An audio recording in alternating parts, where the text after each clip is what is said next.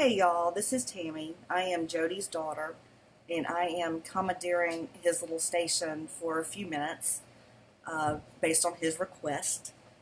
The reason this came about is because he had sent me a link, a video, talking about some of the constellations and whatnot that are going to be in the night sky on September 23rd, 2017.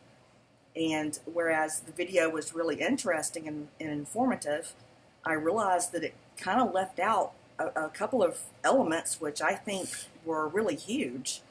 Of course, it showed Virgo, and it showed her being crowned by Leo and standing on the moon, which is listed in this passage, which we will read here in just a moment.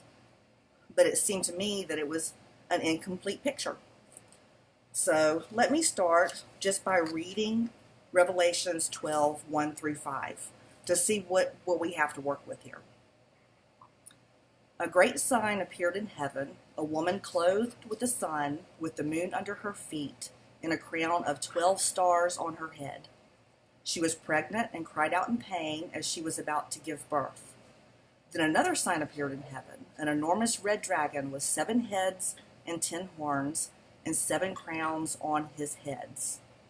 Its tail swept a third of the stars out of the sky and flung them to the earth. The dragon stood in front of the woman who was about to give birth, so that it may devour her child the moment he was born. She gave birth to a son, a male child, who will rule all the nations with an iron scepter, and her child was snatched up to God and to his throne. Now, I am not a Bible scholar, nor am I any type of prophet, and I'm also not an astronomer. So what I want to present to you is not any type of interpretation of what I think this means, but simply showing you the constellations that are going to be in the sky on this date and how relevant they seem to me to Revelations 12, 1 through 5. Now you'll notice that I have a little cartoon picture here, and I know it's kind of cheesy, but when I just had pictures of the constellations as they appear, I could not make heads or tail of it, and just looked like squiggly lines here and there. And to me, this is easier to look at. So the ones that people are typically talking about right now show the depiction of Virgo, and they show the depiction of Leo directly above her head, and they show her standing on the moon. But that's really the only 3 things that have been talked about, or that I could find that have been talked about. When you look at this representation, you'll see that there are about 3 other constellations that I think are really relevant to Revelations 12, 1 through 5. So let's just start at what you're looking at. If you happen to be in Jerusalem on this date and you happen to have a telescope where you can view the night sky and not see the sun, this will be visible during the day if the sun weren't there. So we have to just kind of assume that this is something we're going to be able to see at night with a telescope. Okay, Virgo. You know Virgo. And at the moment, she has got Jupiter kind of what is called moving in retrograde motion around in what would be her womb. Now, Jupiter is due to come out, pass through her legs on September 23rd of 2017. But he actually entered there on November 20th of 2016. That was about 42 weeks ago. So 42 weeks is right at human gestation. So we can say that she is giving birth to Jupiter, or the king planet, on September 23rd. Now, if you're looking at the picture, this is going to be to her right. It'll be to your left, just looking at the picture. The very next constellations that you're going to see are Bootes and Corona Borealis. Now, Bootes is Give me just one moment. Let's check out my notes here. Okay, he is also called the Great Horn, and he is made up of 10 stars. So making a little bit of a leap of logic there, I suppose, you can say that he represents 10 horns. Okay, now your Corona Borealis, which is right there by him, literally means northern crown.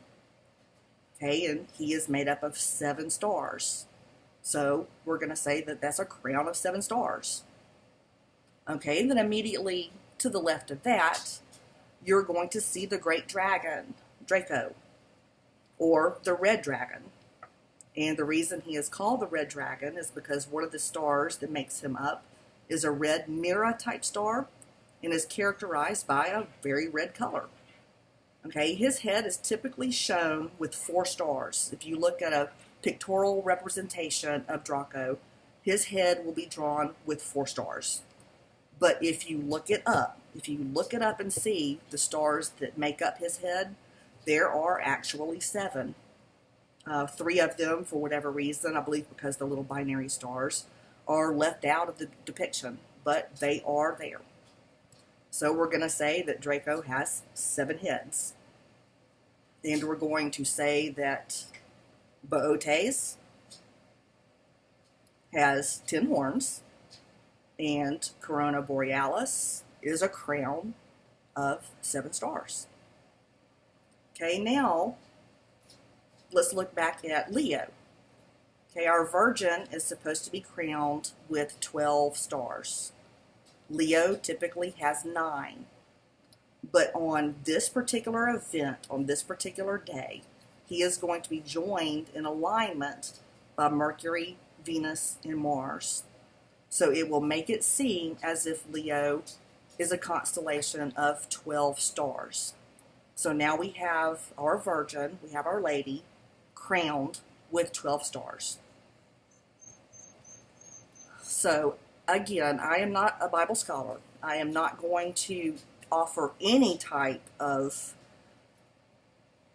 clues to what I think this means. I do believe that it is significant. I believe it is more significant even than some people have been trying to represent, just because it doesn't happen. This particular set of constellations altogether doesn't happen often. And when I say it doesn't happen often, I mean it doesn't happen but every 7,000 years.